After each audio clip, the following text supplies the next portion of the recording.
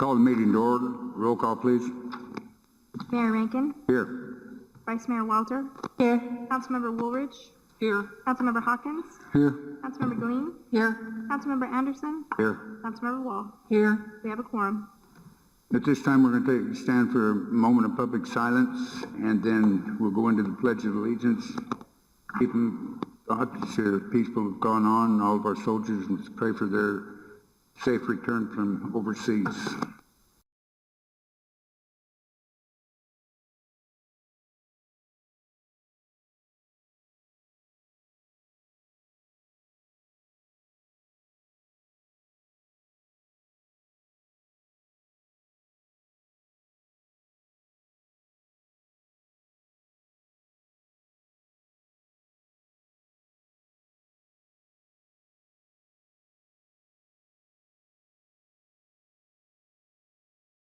Thank you.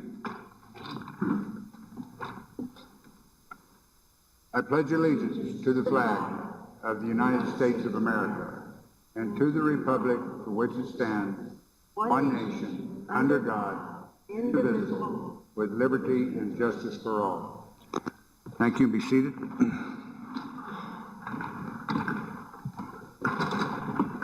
This is our first call to the public for public comment on issues within the jurisdiction of the Town Council. Council rules limit public comment to 3 minutes. Individual council members may respond to criticism made by those commenting, may ask staff to review a matter raised, or may ask that a matter be put on a future agenda. However, members of the council shall not discuss or take any action on any matter during an open call to the public unless the matters are properly noticed for discussion and legal action. I have one request at this time to speak, and it's Donald Woolridge, pastor of the Union Baptist Church.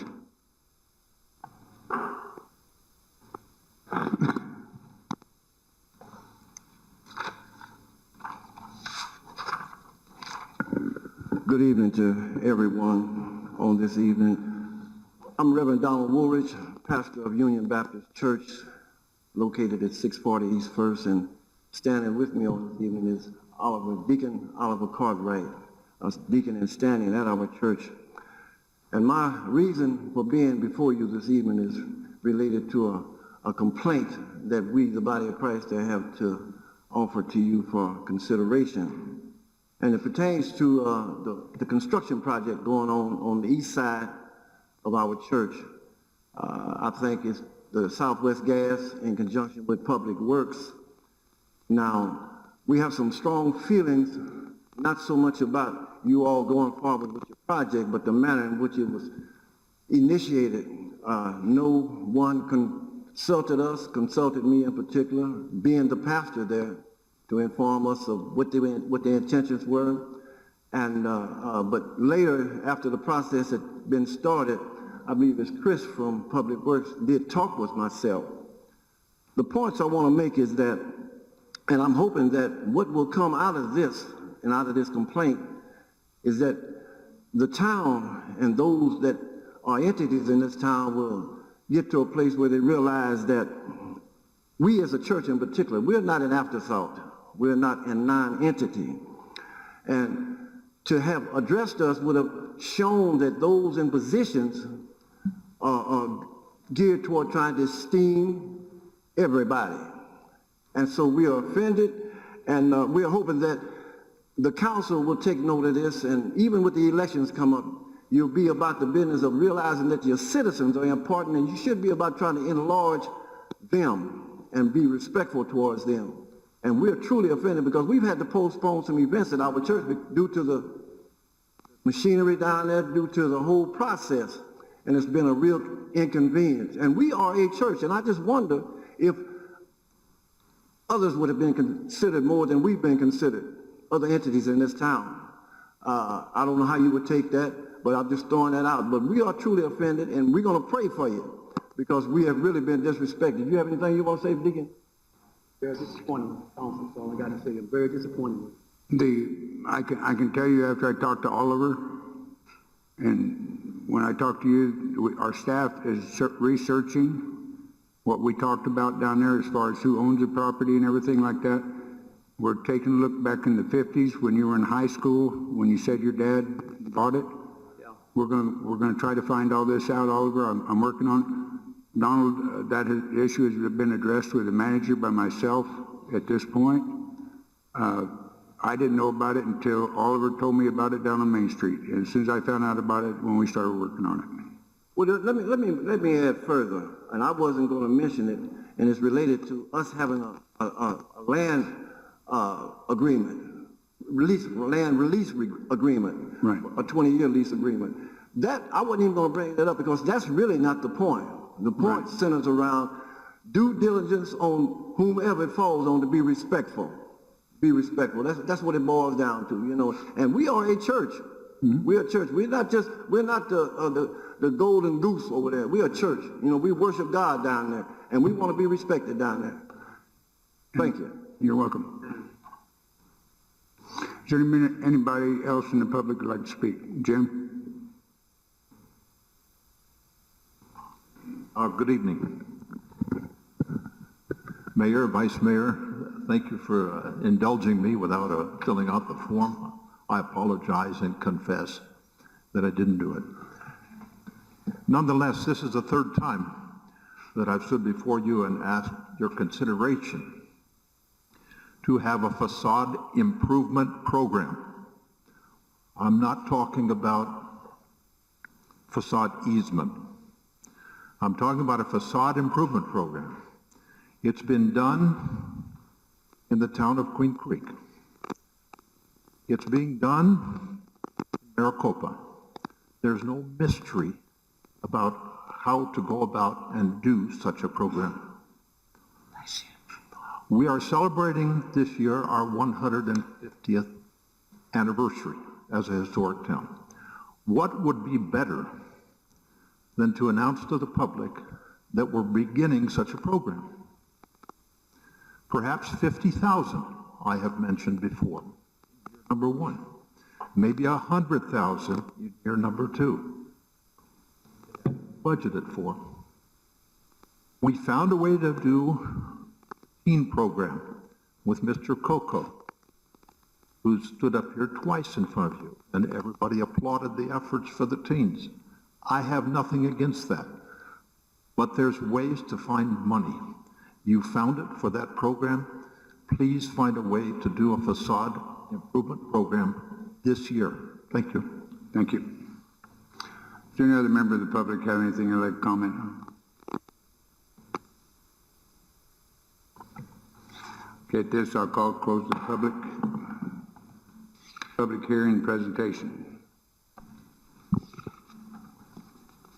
A, public hearing to receive comments on a text amendment requested by Swabach Partners on behalf of Florence Artisan Acres LLC to update the Territory Square zoning district book per section 150.070 Territory Square of the land usage section of the Town of Florence Development Code, and first reading of ordinance number 649-16, an ordinance of the Town of Florence, Pinal County, Arizona, to amend the Territory Square zoning book per section 150.070 Territory Square TS contained within land usage section of the Florence Code of Ordinances, case PZ 16-51 ordinance. Are you pleased with the reading? Mark? Good evening, Mayor and Council. If I may, I would actually like to talk about the next three cases in unison since they're all closely related to each other. I know that we'll have to open up a separate public hearing on each of those. There is no action on the three cases tonight, just public hearings, but I want to be able to tell the story more comprehensively. So what we're doing here tonight is we have three items on the agenda tonight for Territory Square and the expansion of the project. One is a text amendment, and one is a general plan amendment, a minor general plan amendment, and one is a zone change where the zoning gets applied to the property. Now, to talk about Territory Square, we have to go back just a little bit. Back in 2009, we actually started this effort called the North End Framework Vision Plan. And I apologize, I just noticed there's an I missing in there. So, but anyhow, we started on that process of developing this vision for the property outside of this building here, along from Highway 79 all the way to Plant Road and bordering the Gila River as a northern boundary. The town was a major landowner in this project. London family, Christine Cox, Harold Christ, and a couple of others. We all got together and we developed a substantial effort to have a vision for the property and look at the engineering issues that were facing us, the economics, the transportation, floodplain mitigation, land use, zoning, on and on and on, the recreational opportunities, the tie-in really between the old town and everything happening north of the Gila River. Developed a plan, and in 2011 it was approved by the council. The good thing was that vision plan had a lot of steps contained within it of things that we need to do to keep the project moving forward. So from that plan, we tightened up really the boundary on what was then turned into Territory Square at the wish of one of the property owners there, as we had a discussion about what we should call this instead of continuing to refer to it as the North End Framework Vision Plan. The name Territory Square came out of those efforts. The next step was to develop the zoning document for that property, and the book that you, I believe, have in your packets, which is an updated one, reflecting the amendments today. But the zoning district book was created, and also a text amendment was done to the general plan to allow the property to be in the general plan as a master planned community. Subsequently, the efforts out here to take 40 acres out of the floodplain occurred. The aquatic center, the library, the community center was built. The Main Street extension occurred, and additional projects have been going on at the Windmill Winery, which is on the west end of the project. So all these things kind of have been coming together. Well, not too long ago, the owners of the Windmill Winery came to us and in partnership with a couple other folks, including the previous and the current owners of the Holiday Inn, now the Green Tree Inn and Suites, inquired about adding 40 acres to the project to essentially do an expansion of what was going on at the Windmill Winery, but more on the hospitality side and maybe on a retail side. So we looked at the little 40-acre blue box that you can see there on the map, and then we can blow it up here a little bit to show you that is immediately south of the Windmill Winery, and also to the west is the town's wastewater treatment facility. So we're at the southeast corner of Plant Road and Butte Avenue. Previously, the 80 acres that was south of this project happened to be owned by Harrison Merrill, had it on the market, and these owners were able to pick up the west 40 at this time.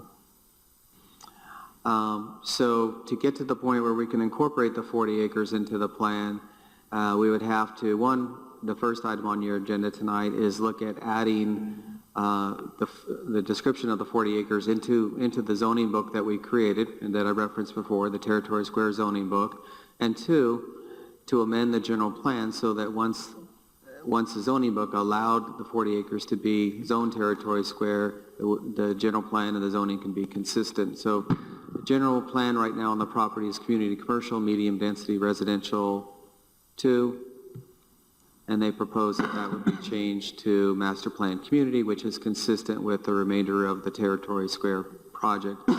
It's a master plan community because it is all working in unison. The second part of it is to change the zoning on it, which has an agricultural type of zoning on it, an RA10 zoning district, which is a type of zoning district that would have been applied when the property was annexed into the town quite some time ago. They would like to zone the property Territory Square. So that gives you a little bit of the story of how the project came together and how we're looking to amend the plan tonight with the text amendment, the general plan, and the zone change. I wanted to actually let Mr. Denzak with Swabag Partners and perhaps Harold Christ, if he wants to chime in, give you kind of pick up the story from here and give you a little bit more detail about what is being planned on the 40 acres. If we could do that, I'll switch the PowerPoint.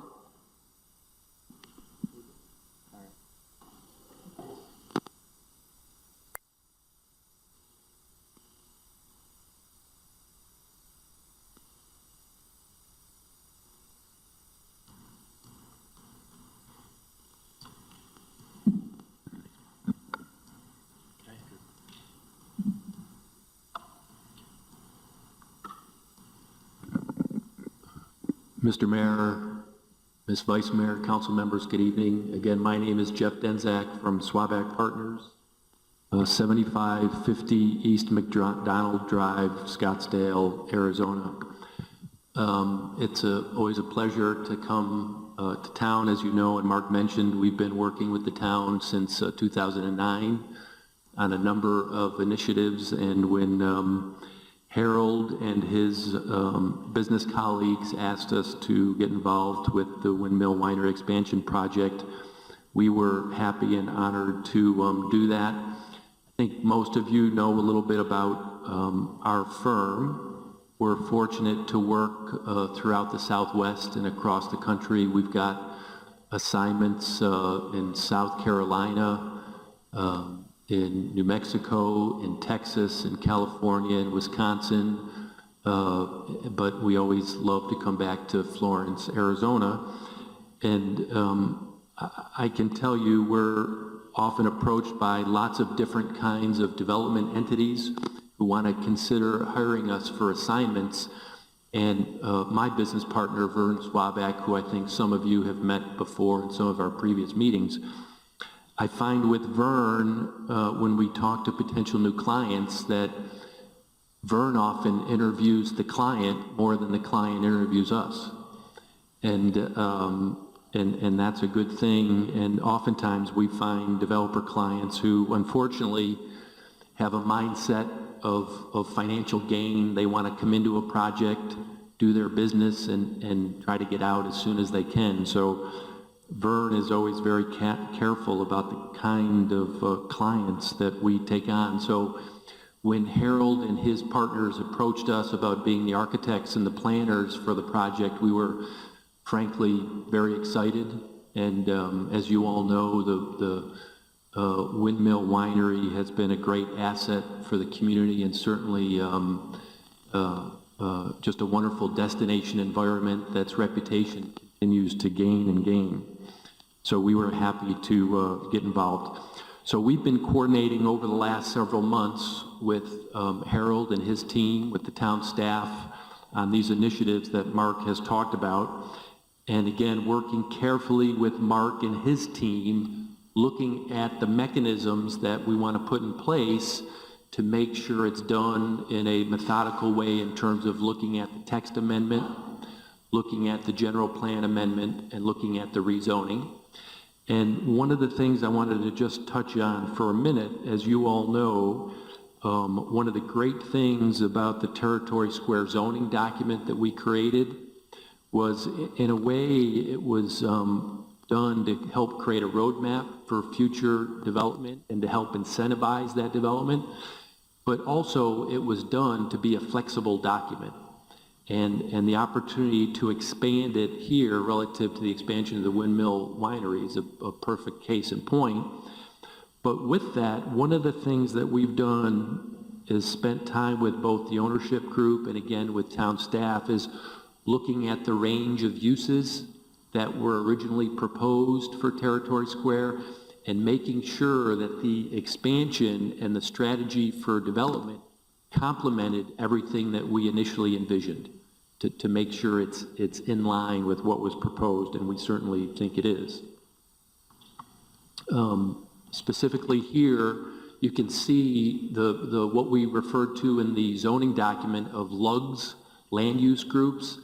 The expansion of the Windmill Winery would be part of that West End development land use group, and you can see here the characteristics for it, some of the imagery that's planned for it. So again, we think that the vision that we're going to speak about in a few minutes is right in line with what we're thinking. Again, just as a reference, this was the the vision plan for the North End Framework Plan, and item K in that diagram represents that 40-acre expansion. And one of the things, as you know, if you spent any times at many of our public community meetings over the years, is with both our clients and with citizen groups, we always like to portray images. And these are some examples of character images that we're very excited about, that we think represent the character. So right now, we're still in the planning stages, and we're going through this process, but I can tell you, working with Harold and his group, we're starting to advance the design, looking at the character of the buildings, look at the character of the site, and again, anything we do, we want to make sure that it represents the overall character of the Windmill Winery. So these are just some of the character images that we've been very excited about. As I said also, not only the buildings, but the landscape character to really bring that kind of feeling that Harold's created on the property across the street to make sure that it carries on that special character and nature of the property. This plan is, again, a conceptual plan of the layout. So Butte Road would be to the north. Obviously, Plant is to to my left. And the key components that we're envisioning for this initial phase is a potential inn right in this location, and then some cottages in this location, what we refer to as the Cotton Gin, which would be an event center, and then a small artisan crafts retail component here, okay? And then we've got circulation oriented for access here, and this aligns with the main access to the Windmill Winery, secondary access here, the potential for a future RV component, and then parking organized in little pockets of parking versus big, large, expansive parking lots. And then also, we're going to coordinate on emergency access through the site and so forth. So again, this is a framework that we're working through to understand the phasing.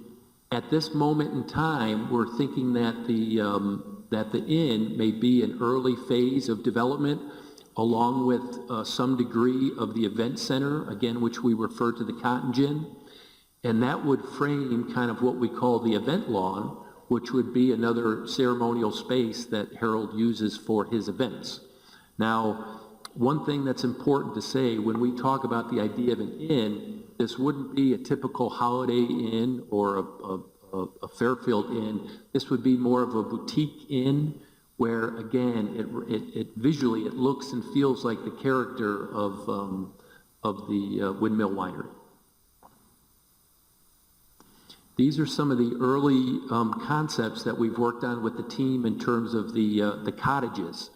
And again, those images on the right, we're trying to get a feel and character that doesn't copy what's across the street at the Windmill Winery, but it complements and plays off the character.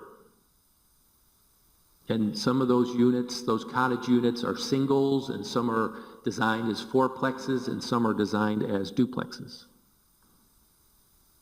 So kind of an array of different images. So in terms of process, after we go through this process with the council for this meeting and next meeting, and hopefully we gain your approval, our next step would be then to go back to design review with more detailed plans at typically that's about 25% construction documents to make sure the design that we're portraying for phase one would visually represent what we've shown you all tonight.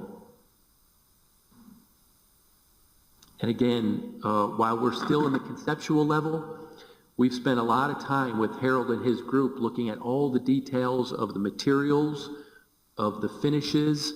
When we talk about the Cotton Gin, I think many of you know Harold has already purchased an old Cotton Gin and salvaged a lot of the material. So we want to utilize that character not only on the Cotton Gin building, but then bring some of that detailing to some of the cottages in the inn, so that we have this kind of cool, little, neat, eclectic flavor that really represents what the Windmill Winery is, and in a way kind of represents what we all think is the neat character of the community of Florence. So that's our strategy.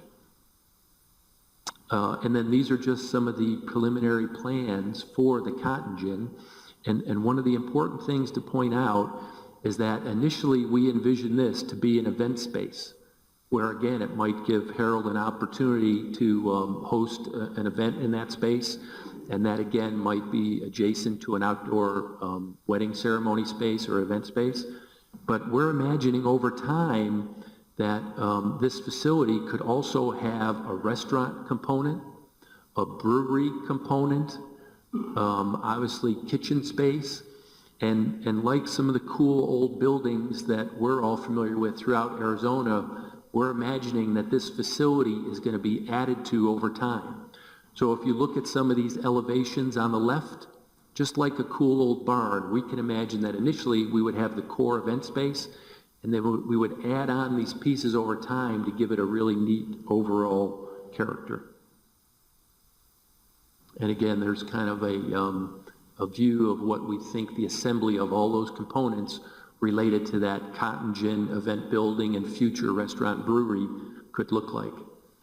One of the things that we want to be careful of, and we spend a lot of time, again, throughout the country looking at creating kind of great hospitality space, is we don't want it to be kind of overly pristine and perfect. We want it to have kind of a neat eclectic flavor that's really representative of what the Windmill Winery has been over the years. And that concludes my piece. Thank you all. Harold, you got anything?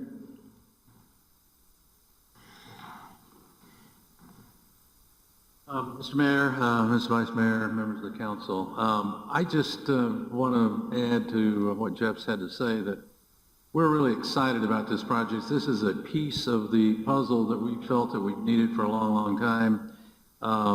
The type of clientele that we have are really, despite everything that we can do to try to talk them out of getting married, a lot of them are still wanting to get married.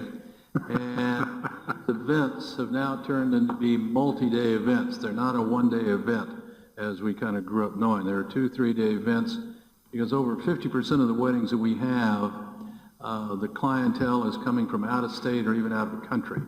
So they like to stay in family units and those components that Jeff has described in building something that's really unique and really different.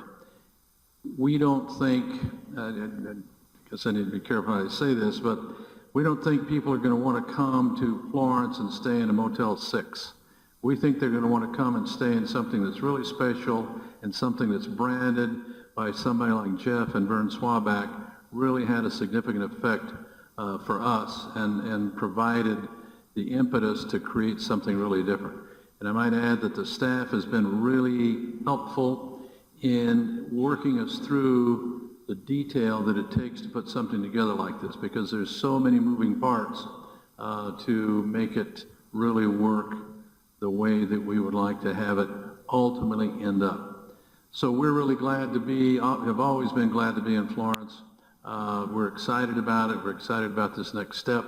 We're excited to see what is going to happen the rest of Territory Square and how it all ties together. So thank you very much. Thank you.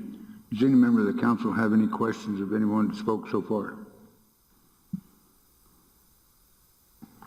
At this time, I'll open the public hearing. If any member of the public would like to speak on what you've seen in the presentation tonight, please come forward to the mic, state your name.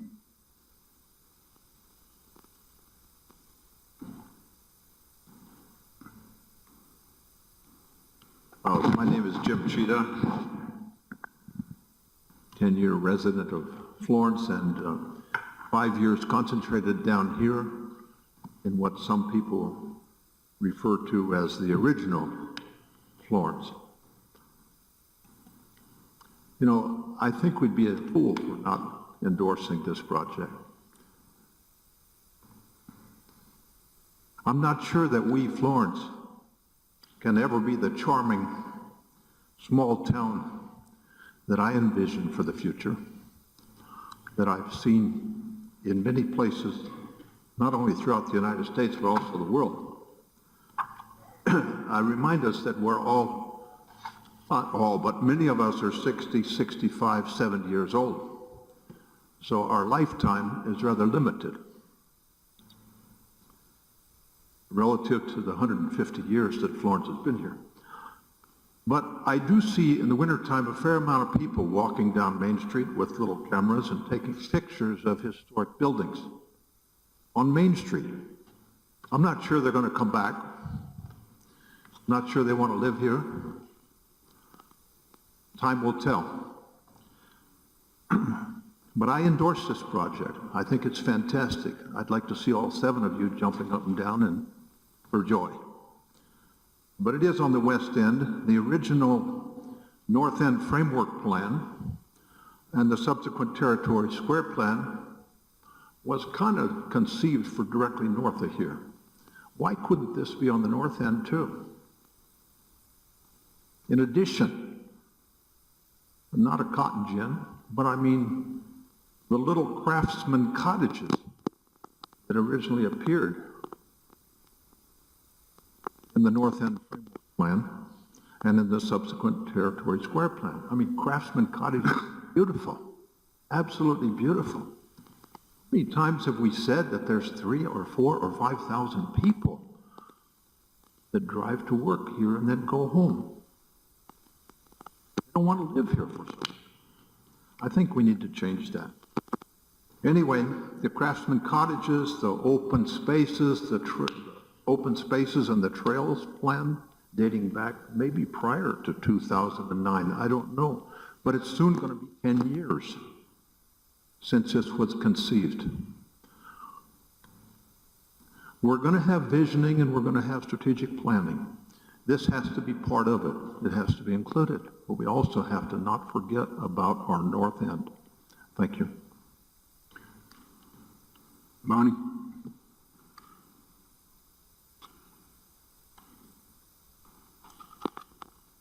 Mayor, Vice Mayor, and Council, I hadn't planned to say a word tonight, but you know me. I would just like to remind people that Mr. Christ has, as a developer who has vision, and a lot of you may not know, but he was instrumental in building Gold Canyon Resort, and you see what Gold Canyon is today. That was one of his first projects. And when I was senior planner for Pinal County for 8 years, I worked with Mr. Christ on many master planned communities. And he knows how to work with staff. He would come in and work with me like he has worked with staff. And we never had any problems because they talked to staff. And so this is just an example of how if the developers will work directly with staff from the beginning of the process throughout, they have no problems. So, and they get what they want and staff gives them input on how to do it. So this is a perfect example of that. Thank you. Thank you. Any other member of the public? Well, the only thing I'd say is the mayor working with Harold, we've seen what he accomplished in the winery and working with a developer that actually working with the community for the development and betterment of the community is always great. And I think we've had a good working relationship, want to keep it going. So that's where we're at this time. Is there any other public comment? Hearing none, I'll close the public hearing. Next. Item D, public hearing on a minor general plan amendment requested by Swabach Partners on behalf of Florence Artisan Acres LLC to amend the town of Florence's 2020 general plan future land use map to change the land use designation on approximately 40 acres from community commercial to medium density residential 1 and medium density residential 1 to master plan community for property located in the southeast corner of Butte Avenue and Plant Road, and the first reading of resolution number 1596-16, a resolution of the town of Florence, Pinal County, Arizona, approving the Territory Square expansion minor general plan amendment for property located at the southeast corner of Butte Avenue and Plant Road, case PZ 16-49 GPA. Are you pleased with the reading? Mark, you have anything else you want to add? Not at this time, Mayor and Council. Member of the council have any question to Mark? Go ahead, John. I just have a comment about all three of these amendments. So we've all sat up here and didn't say anything tonight, but I just want Harold to know that at least I support this. I think the whole council thinks this is absolutely fantastic. Glad to see you doing this. And Mark, thanks for your support. Any other comments? Hearing none, I'll open the public hearing. Any member of the audience have anything you'd like to say about the minor general plan amendment? Seeing no movement, I'll close the public hearing. Item C, public hearing to receive comments on a zone change requested by Swabach Partners, PLLC, on behalf of Florence Artisan Acres, LLC, on approximately 40 acres located southeast corner of Butte Avenue and Plant Road, from rural agriculture, RA10 zoning district, to a territory square TS zoning district for APN 202-05001C, and first reading of ordinance number 652-16, an ordinance of the town of Florence, Pinal County, Arizona, approving the territory square zone change on approximately 40 acres located southeast corner of Butte Avenue and Plant Road, PZ 16-50ZC. Are you pleased with the reading? Mark, again, do you have anything else you need to add? Mayor, council, nothing further to add at this time. Does any member of the council have any question of Mark? I don't have any questions, but I'll just make a comment. I'm right along with you, Harold. I'm excited about this project. Oh, we can get through the preliminary stuff and get some dirt moving. I just asked Mark, I assume that we've notified zoning changes to the neighbors and all the formalities. Mayor, council, member Anderson, absolutely. All the usual, the signs posted on the property, and we did have a windstorm that affected the sign, and we had them fixed pretty soon thereafter. But surrounding property owners, all the Territory Square property owners, notice in the newspaper, and then also we had a neighborhood meeting for all of these cases. That was pretty well attended. So there was a lot of excitement about the project. Then we went to the Planning and Zoning Commission. It's in the report, but I'll note here for the record as well that there were favorable recommendations on all three cases. So good process so far. Okay, at this time, I'll open the public hearing. Any member of the public have anything to say on the zone change? Seeing no movement, I'll close the public hearing.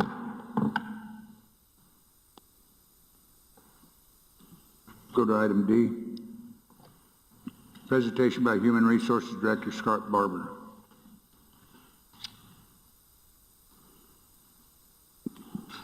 And just remind the audience after this presentation, we will be making a change in the agenda.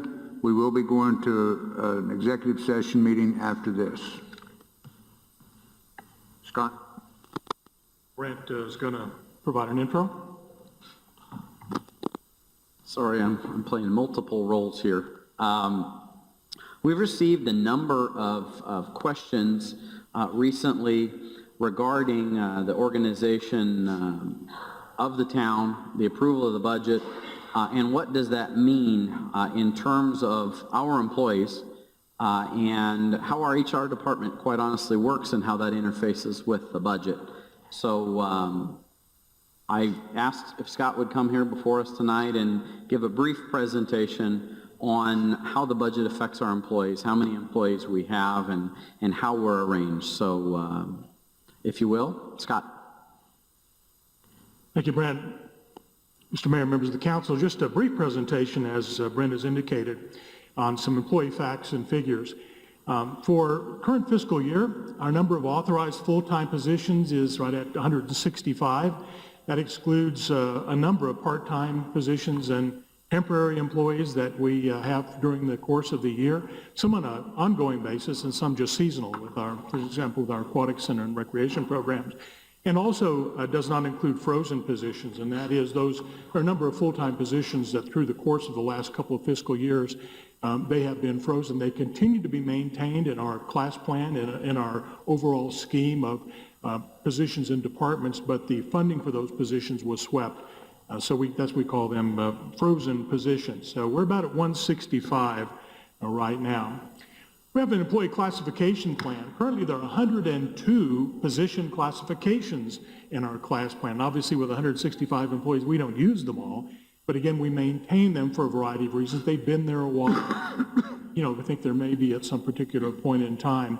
But that's our classification plan, and we bring that to council every year. So our class plan has position classification titles, whether the position is classified or unclassified, whether it's exempt or non-exempt under the provisions of the Fair Labor Standards Act, and then has salary information as well. Every classification that we have has a position description, and just an example given you there for our fire department that includes basic information and also some general information about job summary and then duties and responsibilities that are not exhaustive. They're simply intended to be representative, and then minimum qualifications and what have you. In terms of classifications, also just a note, I don't have a slide on this, but occasionally from time to time, and it's not unusual at all, we have employees who are in acting classifications, and our personnel policy provides general parameters, and if somebody's in an acting capacity, and typically this means someone's acting in a capacity or classification higher than they're currently assigned, the personnel policy says if somebody's in that role for 30 days, we're going to recognize that in a formal way in terms of compensation. There's some variation to that. We recently approved a standard operating procedure or guideline in our fire department that creates a different trigger, if you will, if someone is in an acting capacity, a firefighter, an engineer, captain, battalion chief. And so that move up plan was put forward and approved. If we know somebody's going to be out for a while, if somebody's injured on the job, for example, we know that they've got some rehab coming up and what have you, we'll go ahead and move on that. If we know what's coming down, we don't wait 30 days to do that. Also, from time to time, we have employees who are in classifications that are asked to act temporarily in a classification that's lower than their pay range. And obviously, there's no pay implications to that. We don't reduce their pay. They're just asked to do that on a temporary basis. So those things happen over the course of time when employees come and go. We're trying to fill a vacancy. We have a vacant sergeant position in our police department, for example, that's being filled right now by someone who's acting in that role, a police officer acting in that role, and we're paying that for that role. So that happens from time to time in terms of our classification. All of our classifications are assigned pay ranges, and our pay plans has open ranges. Some organizations have actual steps, pay range 1, 2, 3, 4, 5, 6, 7, 8, 9, 10, and step A, B, C, D, F, G. The town of Florence for a number of years has had open ranges, no steps, and our pay plan keys on entry, mid, and ending, which means that every classification has a pay range as a finite value. But when we do our comparisons, we key on the midpoint. But you can see we also have some subsequent steps as well. So while some pay plans have actual steps where an employee would move from step A to step B or step AA, ours is open, and so if an employee gets a percentage pay range, it's an actual percentage, not necessarily moving into a subsequent step. That's approved by the council each year as well. And every position classification, again, is assigned to a pay range.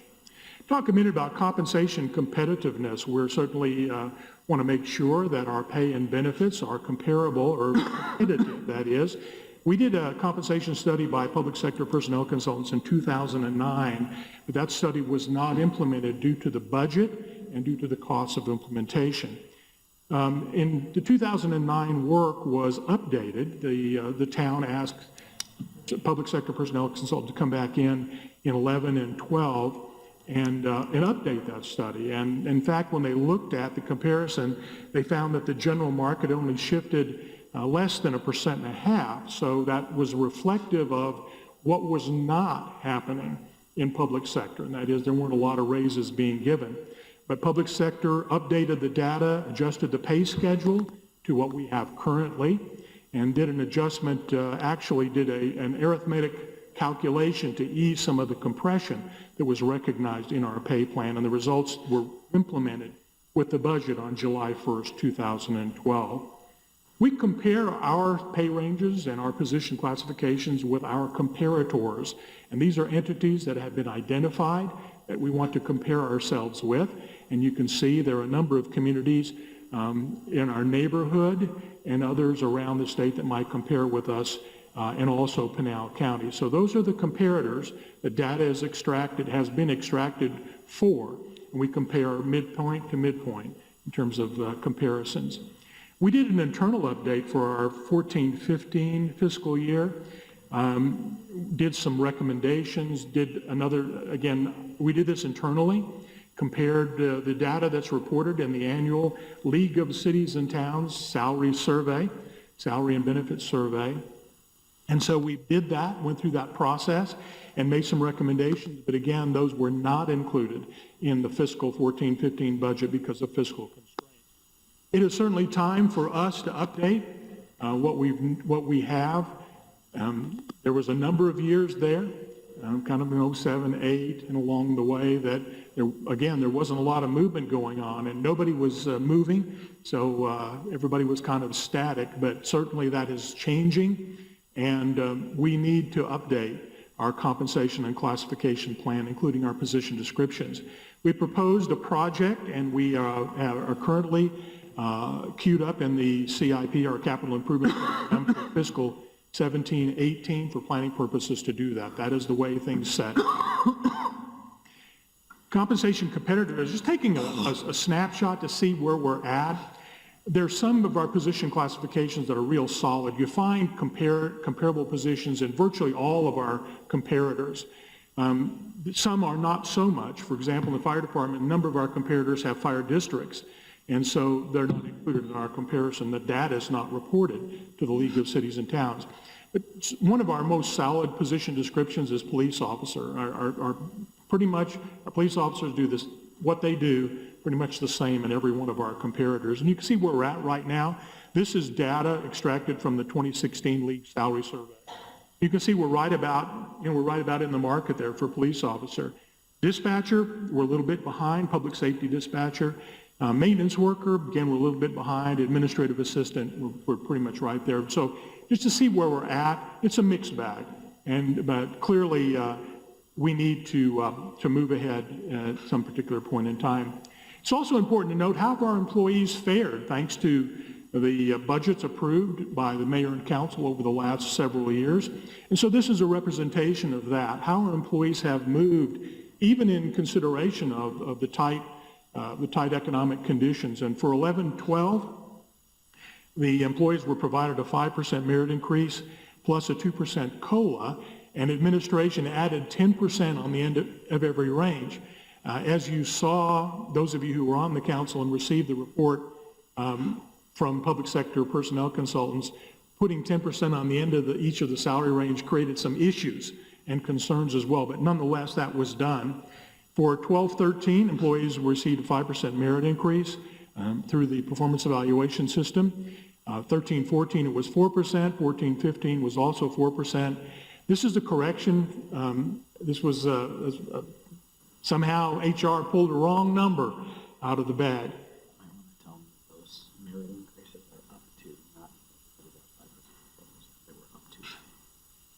Okay, maybe I did another error. This is pretty much came out of the council presentations that my predecessor and I did. Anyways, the correction was 15-16 was a 3% stipend. Why a stipend? Because that's done outside of the pay system. It doesn't compound. And with the uncertainties in terms of home rule and what have you, that's the way it was handled. And the council approved the same for 16-17. So let's take a look at that. It's also important to look not only at pay, but benefits. And you can see that we have vacation leave and sick leave benefits. Generally speaking, those are 8 hours a month. The vacation is graduated based on tenure. We do 11 paid holidays. We're in retirement systems. Every employee is either in the Arizona State Retirement System or the Public Safety Retirement System, where the employees contribute and the town matches. And then most importantly, and we've had some great success in relationship to our health, life, and dental insurance packages. For a number of years, we were in a high deductible HSA plan. We came out of that and had 2 years with Blue Cross Blue Shield, excellent results. And as you know, we went into the marketplace for the current fiscal year. Our policy year's 7/1 to 6/30, and we're able to transition United Healthcare with great savings and results. So dependent coverage, we pay 100% of the cost of the employee coverage, and the town picks up 78% of the cost of dependent coverage for those employees who need and want dependent coverage. It gives you an idea of what it costs our employees per pay period. We pay 26 pays, but that's just over 24 pays. We don't take it out of 2. So very competitive, I would represent to you, benefit package. It's an idea about employee satisfaction. There's different ways to measure this. We don't do employee surveys. I'm very skeptical sometimes about the results of employee surveys, but we can look at employee turnover. And the idea of if employee satisfaction to some extent is shown in employee turnover. And you see for the fiscal year just ended for 15-16, our employee turnover rate was 12%, which in and of itself is not bad, particularly when you factor in 5 of those 12 were actual retirements. And so I think that's a very good picture for us, 88% retention rate. I also wanted to look out and see what is the average tenure of a town employee today. This isn't median or mean, this is just straight average. And so for everybody that just came on board, there may be somebody with 20 plus years, but the average, very simple calculation, for all full-time employees as of the 8th of this month is 8 years. And again, I think that speaks quite well of our retention and hopefully it does of employee satisfaction. So we guaranteed you a brief presentation, and that's what you got. So I'll try to answer any questions. Sometimes my memory's not quite as good as it is. I can't pull facts and figures off the top of my head. But overall, I think that, generally speaking, I think that the system that we have in place, to how we interrelate with our employees is very good. Brent. One clarification that I wanted to make is those merit increases that were shown on the table of the various years, that was up to 4% or up to 5%. That wasn't, every employee didn't get 4%, 5%. Exactly, and I should have clarified that. That is a maximum number. The fact is that there's a matrix that was developed and implemented with council agreement when we did the fiscal 12-13 that uses tenure as a factor in calculating the merit increase. It's the same time that the council approved the current pay system, which employees that are in the lower positions, the more entry-level positions, accelerate to the midpoint faster than employees at the top. So those are a couple of peculiarities, if I could call it that, uniqueness of our system. Any member of the council have any questions, Scott? Our turnover rate, how does it compare to the other communities? Councilmember Anderson, I didn't go out and check. People don't, entities, cities and towns don't necessarily report that data. That's not collected by the League of Cities and Towns. You kind of have a feel for, I know I sit on the Pinal County Federal Credit Union Board, and we get that number all the time about what our turnover rate is. And 12%, I would represent, I think generally 12% is very respectable in the world today, public and private. Thank you. Becky? Oh, I was just going to say our benefit package for health insurance is very good in comparison to other communities at this point. And it makes up a lot of times for a little bit of variance in the scale, variances that we see. We do have a very healthy benefit package. And I just want to make that comment because that's something that the town has been striving for several years. Sometimes we in budget get a little bit stuck on those numbers. I know I do, but I believe that it is for the benefit of the employees. And I just wanted to call that to the attention of the public. Tara? Now, Scott, another benefit that our community has is, it's my understanding, do you still serve on the Arizona League of Cities and Towns? You have a partnership with them? The league has long been a great partner, particularly for we small entities, in terms of gathering that data.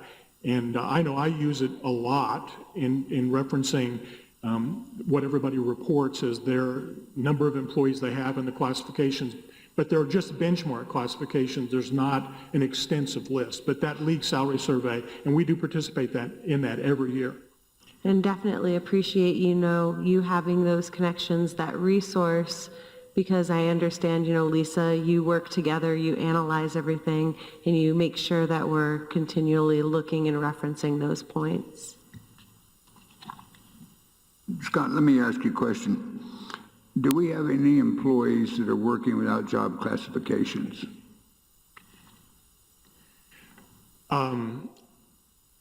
Yeah, I think the answer to that question, Mayor, is that everybody has a title.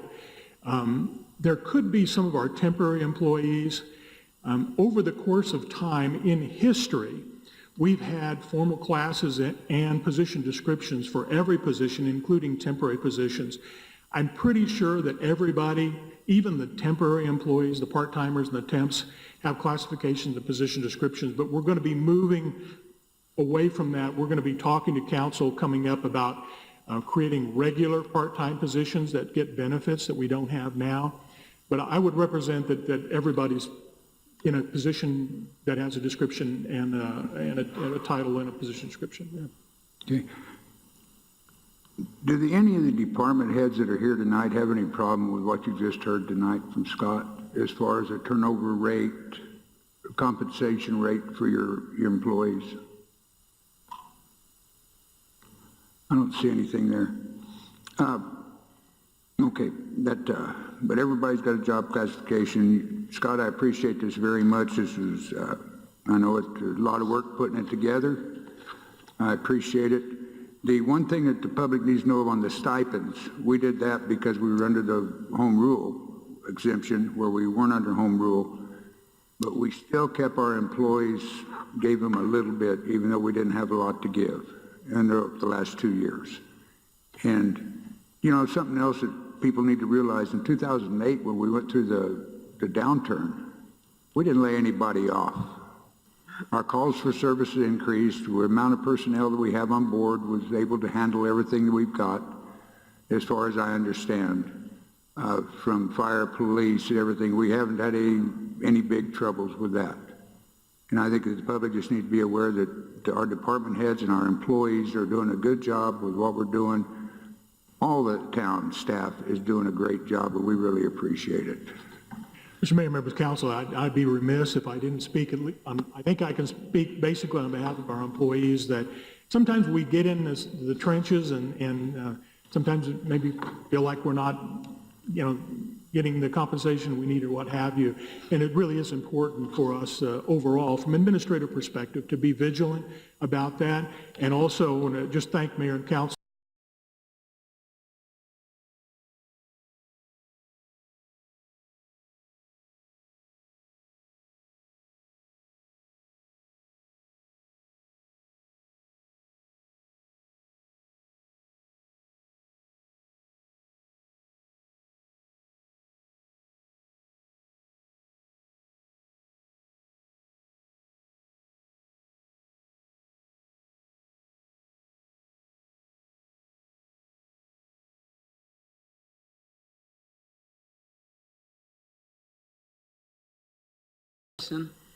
Because there have been some inaccurate facts that have been issued to the public. So I appreciate getting an accurate report, and you're absolutely right that people don't ever think they make enough money. I feel like that. I was on our job, we didn't get a raise for 8 years, so you never get enough. But that benefit package, like Becky said, is absolutely great, because you don't find very many employers who will pick up their dependent coverage to that degree. So in that aspect, our staff is really blessed to have that benefit coverage. And so I think overall, we try to do the best we can, because it's important that people get raises, when we can afford it. So I appreciate the report. Thank you. I have one more thing for Scott. Scott, going back to some of the job classifications, prior management and current management has said in the past, there were some jobs that did not have classifications, as well as some events where employees were asked to do things that were outside of their job description. I tried to address the acting or temporary thing. The fact of the matter is that in the HR world, we always use a rule of thumb. You can work somebody out of class, up to about 25%. All of our position descriptions say that our duties and responsibilities are illustrative, and they always include the other duties as may be assigned from time to time. We try to be careful about that, and temporary assignments typically are that. We don't do anything permanently. You're going to be, been working with our new Public Works Director. We've got a number of issues that he and Brent and Lisa and I are dealing with on trying to get people in the right places and what have you. We're going to bring some things to you probably in October for you to look at that will try to adjust some position classifications. So, but the idea of asking employees to do something out of their norm,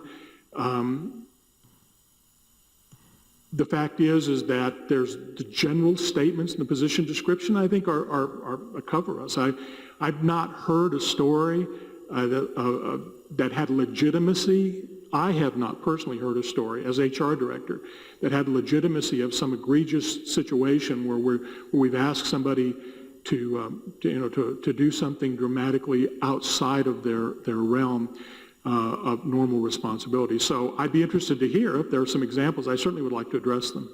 Okay. I can definitely give you one right now if you'd like me to. Okay.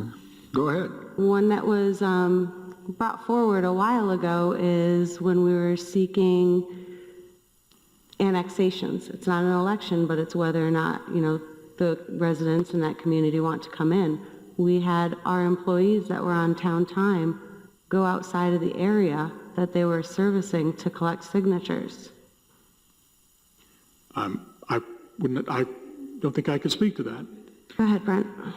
I can't speak to that particular instance because I wasn't here at that time and I'm not familiar with that. But what I can say is during my time here, there have been 3 separate instances where we've asked folks to take on additional responsibility beyond their existing position and job description. And in all 3 of those cases, we met with HR and we typed up what those responsibilities were going to be, what the terms of that would be, that it would be on a temporary basis, and we made adjustments in most of those cases to the person's pay based on the responsibilities that they observed. And I won't call out those positions directly this evening, but the discussion that Scott said is forthcoming regarding positions is some of those folks have performed very well in those temporary assignments, as we called them, and we'll be coming back to council regarding making those temporary assignments permanent. Yeah. We haven't asked anybody to do anything that they weren't qualified to do, correct? Mayor, council member, not to my knowledge. The folks that we've had in these temporary assignments were certainly qualified to do the work, and in all cases, I think, have performed admirably. Okay. Karen. I personally would hate to see us become so rigid that any one of our employees would not be willing to pitch in and work as a team with other employees. I don't know that we want to confine any of our employees to just the duties that are in their job description. I'd like to see there be challenges for each and every employee and a sense of teamwork. I always have believed that if we take care of our employees, they will take care of our customers, which in this case is our citizens in Florence. I don't want to see us be so particular that we aren't willing to step up and help out the whole team. I'll say amen to that one, Karen. Thank you. And Karen, you're right.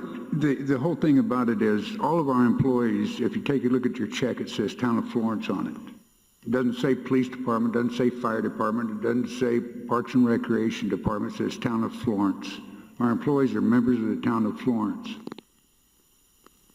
And I can only go back to my experience. I know that if I would have been a police officer back now and the chief asked me to do something, I said, no, that's in my job description, I'd better go down the road trying to find me a job someplace else because it sure as heck wouldn't have been here, and it shouldn't be here if we have employees that are not team players. And I don't think we do. I think we got a bunch of team players. I think there's some disgruntledness out there, and there's always going to be, especially in the public sector, safety sector. And I speak on that with past experience doing the 25 years of law enforcement, so I know what public safety people think like. But we have town employees, and I'm proud of every one of them, and I want to see us to keep doing a good job. And as Karen says, for our citizens, it's their benefit that we have good employees and good department heads to manage them and to get the information back to the council. Is there anything else? Well, I would just like to say about the annexation issues. I think that was a mistake, what we did back then. I think we learned from it. It was a different set of people involved in that. And I don't think we should ever do that again. All right, I think the majority of our employees will pitch in. They will do anything that's necessary to help. I do know that there have been certain jobs, and granted, you clarified it with the temporary component, but there have been certain jobs that have been made available that were not clarified as to their specific roles and responsibilities. There's also been jobs that have been created along the way that never really existed before, but it's not under our current leadership, our current town manager. That's prior. The only thing, and I'm going to close this out, I think we've kicked this horse pretty much. When you get down to the position where a person says, I'm not going to do that because it's my job description, you're talking about a union employee. And as long as I'm on the council, I will ask the council to stay with me to keep the unions out of public sector employees. Okay. Bill? I think we need to move on. I need a motion to go to executive session. I'll make a motion, we adjourn to executive session. Second. We have a motion and a second to adjourn to executive session. Item B in the list of our executive session. We will come back and go on into the manager's presentation after this executive session. Lisa, we need a vote. We're going to do all three of them at one time. We're going to do our executive session right now. So there'll be A, B, and C. You correct that motion, Bill? Yes, I move that we go to executive session for A, B, and C. Valerie? We have a motion and a second to adjourn to executive session out of order for items A, B, and C. Any other discussion? Hearing none, I call for the question. All in favor signify by saying aye. Aye. All opposed, same sign. I'll make a motion, we adjourn from executive session. Second. We have a motion and a second to adjourn executive session. Any other discussion? Hearing none, I'll call for the question. All in favor signify by saying aye. Aye. All opposed, same sign. Motion carries. I'd like a motion to table the presentation of the town manager work plan until next meeting. Go ahead. We have a motion and a second to table the town manager work plan until next meeting. Any other discussion? Hearing none, I'll call for the question. All in favor signify by saying aye. Aye. All opposed, same sign. Motion carries. Mayor, who made the motion and who seconded? John made it and Tara seconded it. Didn't you? Yeah. Yeah. Item 7, consent. All items on the consent agenda will be handled by a single vote as part of the consent agenda, unless a council member or member of the public objects at the time the item is called. Item A, approval of a Pinal County Historical Society application for a special event license application to the Arizona Department Liquor License and Control for their event to be held on October 2nd, 2016. Item B, approval of Pinal County Historical Society application for a special event liquor license application to the Arizona Department of Liquor License and Control for their event to be held on November 18, 2016. Item C, approval of a letter of support for the designation of Historic Arizona U.S. Route 80 as a Arizona Historic Road. Item D, approval of the July 5th and July 18, 2016 council minutes. Mayor, members of council, that is your consent agenda this evening. Does any member have anything they'd like taken off the consent agenda? I'd like to have item C taken off. Item C? Yes. Any others? Need a motion then? Make a motion to approve the consent agenda, removing item C. I'll second. We have a motion second to approve the consent agenda with the exception of item C. Any other discussion? Hearing none, I'll call for the question. All in favor signify by saying aye. Aye. All opposed, same sign. Motion carries. Item C. Yeah, I just had a question, Jennifer, about Route 80. Did it come through Florence at one time? It did, Mayor Rankin, members of the council. US 80 is what is today State Route 79. So back in, some of you may have the institutional knowledge on this, but I believe it was around the early 1990s or so that highway was redesignated to a state route, 79. So it comes right through town. So are they going to change it back to 80 or this? It will not be changed officially. This is just it's a designation just as Route 66 has up in northern Arizona. It's no longer a U.S. highway necessarily, but, you know, they use it as a promotional tool.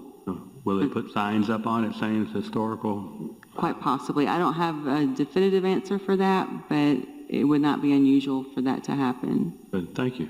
Yes, sir. Okay, I have a question on it, if you're finished, John. I'm finished, yes.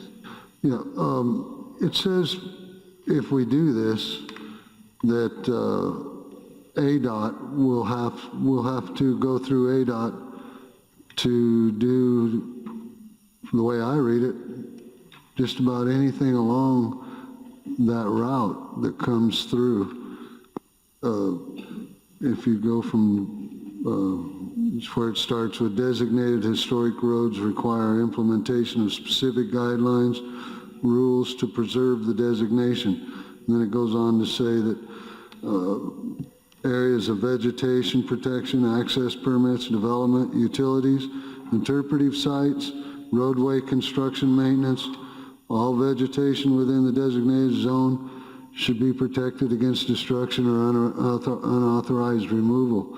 And then it says access permits will be reviewed by ADOT. Visual impacts will be reviewed by ADOT. In other words, ADOT's going to control everything along that route, apparently, to make sure that it stays as it is or something, the way I read it. I'm wondering if we need to look into this further before we make a decision on it this evening and get a better explanation on this of what we will have, what hoops we'll have to jump through with ADOT from here on out, because that's one of our main highways coming through town. And US 60 that we had was actually Main Street. That's what you got to remember, that it came into Ruggles and it took off on Butte, because at Butte there was no road there. It came back down into here. But this is a historic deal that we're talking about here. So, well, I'm just wondering, are we going to? Well, my question to you would be on that also, along with you, is right now East Butte or Butte from 79 to Main and then south is still state highway, which we have to go and get the permits from them anyway on opening and everything. And my question along Bill's line, are they talking about in the historical district downtown, or are they talking about the area between here and Oracle Junction as far as the vegetation and so forth as that? Mayor Rankin, members of the council, Councilman Hawkins, to answer some of your questions, it would not be on North Main Street. The designated route would come up South Main, which is now Business Route 79, and turn east on Butte, and then connect with State Route 79 at that intersection and continue north.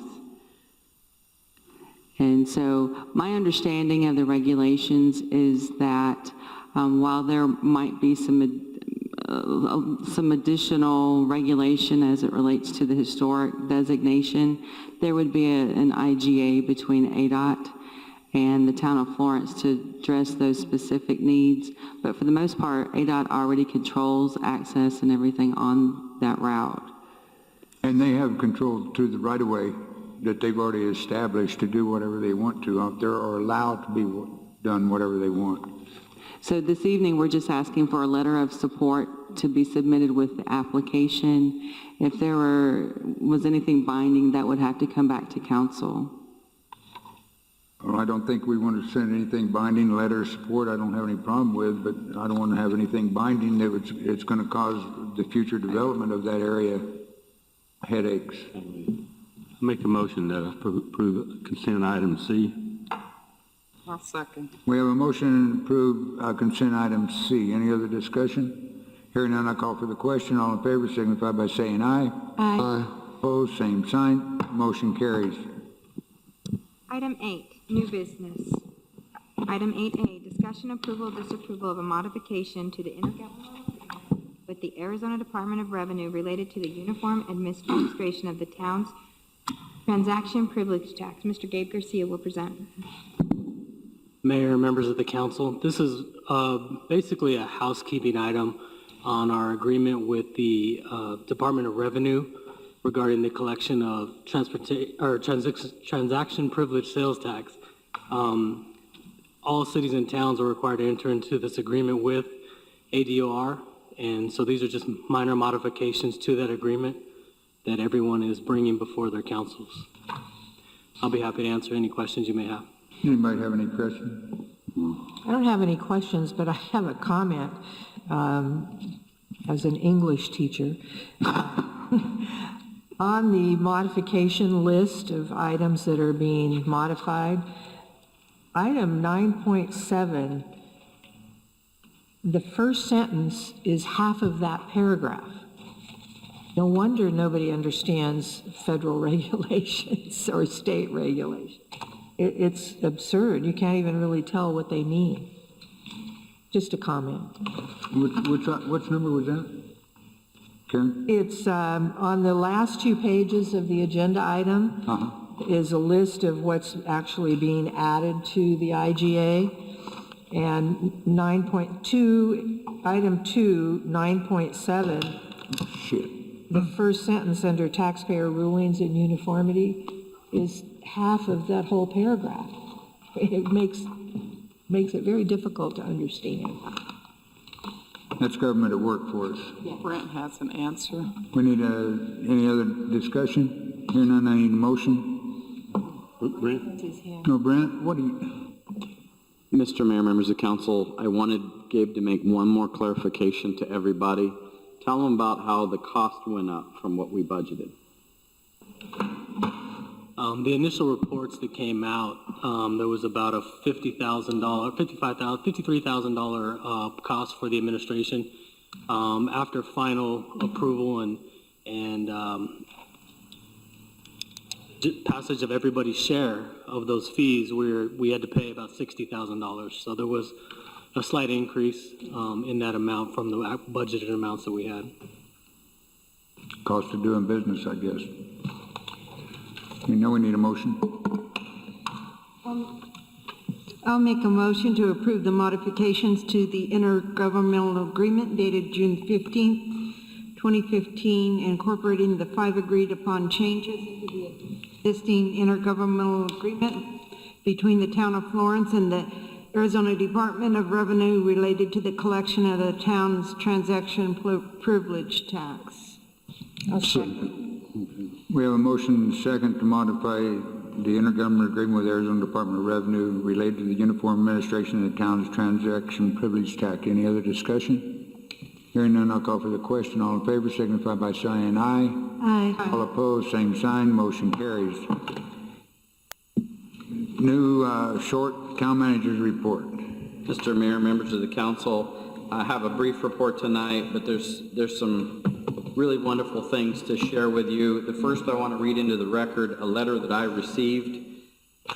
Dear Brent, although I couldn't attend last council meeting, I finished watching the proceedings online, was so impressed and moved by what I saw, I wanted to do something. The poise of those teens to get up and speak to the council and express themselves so eloquently at their young and inexperienced age is proof positive of the value of this program that is just in its infancy. I could only wonder how far Robert will go with his head start and his obvious charisma. I had a chance to speak with Brian Hughes at the July council meeting where Coco was introduced. And the light in his eyes and enthusiasm just spoke volumes about his belief in this program and our teens. I heard you say that the town is ready to accept contributions, so I would like to do my share. I only wish it could be more. Thank you and your team for all you do, Miss Kathy Adam. And I will report to you that Miss Kathy Adam, who's in attendance tonight, gave us a check for $500, donation for $500. Thank you very much, Kathy. Secondarily, we're getting ready to go to the Arizona League of Cities and Towns Conference in 2 weeks, and they have released their list of service awards, and amongst the folks receiving a service award is our own council member, Valerie Woolridge, for a 12-year award.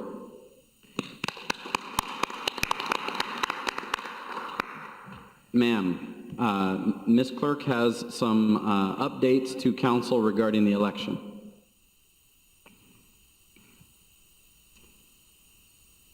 Just a reminder, our primary election is August 30th, and our mail ballots have gone out already. There were 2,501 mail ballots requested, and as of close of business Friday, there have been 427 ballots returned. And so we'll keep doing this update to council every Friday until August 30th. Lastly, I have a couple clarifications that I need to make into the public record. It has come to my attention that there's information that is spreading out amongst the public regarding Proposition 411. As you know, I gave a presentation to council, and I've given several subsequent presentations. What is being said, or I'm told is being said out amongst the public, is the fact that Proposition 411 is somehow linked with organization and organization of labor in Arizona, and more specifically in the town of Florence. A couple of things that I think are very important is, number one, Arizona is a right-to-work state, so there is really no such thing as a labor union in Arizona. There are organizations, and some towns elect to do collective bargaining. Florence is not one of those entities. Secondarily, and most importantly, Proposition 411 is purely a local control issue, as you heard me say multiple times in the presentation. It is with regard to our local elected officials being able to make decisions on how they spend the revenues that the town receives. It's not a taxation issue. It's not a labor issue. The passage or defeat of Proposition 411 will not raise and will not lower taxes, fees, or what it costs to live in the town of Florence. It only impacts our ability to spend and make decisions for the money that we receive as revenues. Proposition 411 will have absolutely no impact on the organizational structure of the town or how the town relates to its employees, with the exception that if the town is unable to spend our revenues due to the state base adjustment and state limitation, service levels and consequently the number of employees could be impacted based on the decision that's made. But I wanted to make sure I made that clear in the public record. Thank you. That's all I have. Thank you. Second, any questions of Brent? Second call to the public. Anybody from the public want to speak? Either one of you two? Come on, Kathy.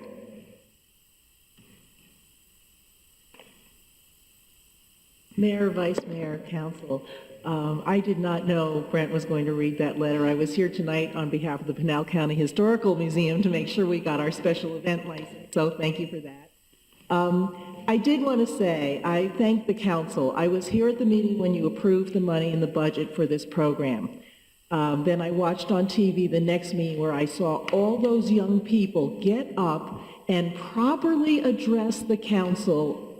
I was absolutely floored, and it brought back memories to me because, believe it or not, I was a wallflower. I never spoke publicly till a similar program. And I believe I went to college because I was given that opportunity. And I think these children, and I saw Councilwoman Woolridge volunteer, and the vice mayor, I know you have some special relationship with one of the students, and I thank you all, because I think as long as you support our young people like this, we're on the right track. All this other stuff, I know it's important, but when I see the enthusiasm, and I saw all of you stand up and applaud for the kids, and I really appreciate it. Thank you. Thank you, Kathy. Thank you, Kathy. Go ahead, Brent. Be public.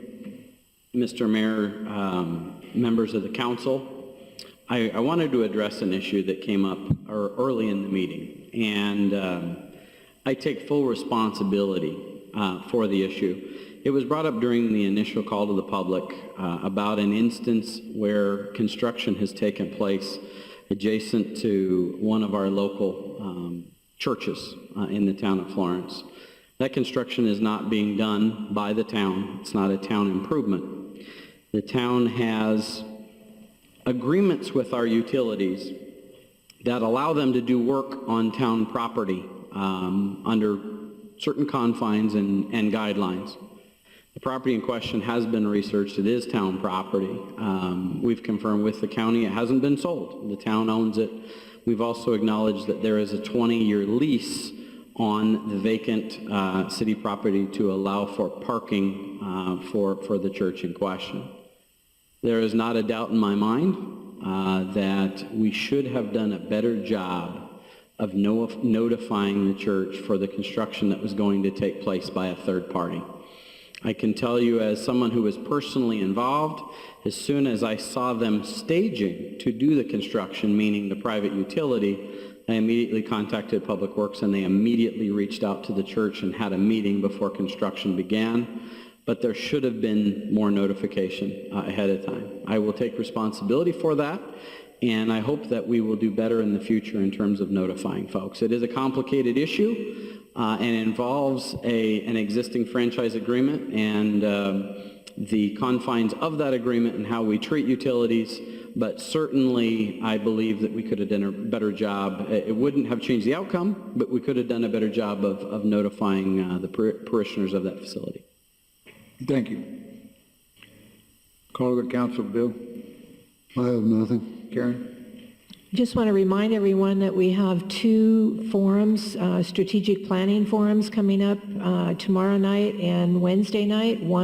The first one is at the Anthem Sun City Ballroom, and the second one is at the Windmill on Wednesday. So hopefully we can get residents, citizens, any interested parties out to those strategic planning forums. Thank you. Thank you, Karen. Valerie? I would just like to thank staff. I think it was Jess and Jennifer that went door to door to notify the businesses on Main Street about the upcoming streetscape project, because that's one of the issues that we hear about. There's no communication. And ironically, I had talked to a couple of businesses Thursday night, so I'm glad you handled that properly. But that was one of their gripes, so I appreciate the way that you handled that, and we need to make sure we do more of that. And Brent was also one of the... Oh, well, whoever came up with the idea, I said staff, but I think Jess and Jennifer actually did the walking, right? No, they all walked. Oh, did you go too, Brent? Okay, you too. John? I echo Valerie's comment because I heard the same thing, and I'm glad staff did that. I'd like to get an update on the facade program. I know we talked about this. I know that you're working on it, but I think it would be nice if we had an update at the next meeting. Ms. Clerk, can I respond to that, or do we have to have an agenda item on a future meeting? You were directed. Okay. With regard to the facade program, what was approved in the budget was a potential dollar amount as part of the grants budget. There is no funding for that, no hard funding until a grant is applied for and awarded for the program. As I had said at a previous council meeting, staff put some time in terms of draft guidelines. We have looked at what Queen Creek does and what Maricopa does and have talked to both of those entities. I also talked to the town attorney for the city of Maricopa in terms of how they implement. So we have an idea. So if a funding source comes along that we can apply for that grant to implement that program, we will do so. One of those potential funding sources was discussed regarding CDBG in this most recent cycle, and the decision was to go after a water improvements for fire flow in the downtown under that funding source. Can you share with us your what the ideas that you have as far as the program that you got from Maricopa and the other places? I think we're getting a little bit away from there. That we're getting away from the call of the council. Okay, I let him respond to that. I want an update on the whole program. Okay, no, that's the direction, yeah. Becky? I don't have anything. Tara? I do. I want to thank everybody for being here tonight, as well as Mark. You've done a great job, especially working with Harold Christ. So thank you. It's going to be a great project moving forward. Brent, thank you for making the clarifications regarding the unionization. It's important for our public to know. It's not an issue. It has never been an issue. Yes, we have associations in our community. We have the Law Enforcement Association of Florence, as well as the Association of Florence Firefighters. They're people who give to our community. They're Little League sponsors. They donate to families during the holidays in need. They provide services to citizens during their spare time. They donated supplies to our local schools. They've done fundraisers for MDA. They serve as coaches for our community. They're not threatening, and they're not somebody that we're trying to bring forward and negotiate with. I feel that there was some definite lip politicking tonight that we'll address in a future executive session. Thank you. No, we're going to address it right now. Because you're the one that has the union signs out, not me. Okay, I'm calling politicking right now, please. You can call Cliff? all you want to. You're out of order. Cliff? I'm going to... Cliff? The mayor has the floor as the manager of the discussion, but we are limited to current events. I can't help it if people take politicking, the truth for politicking.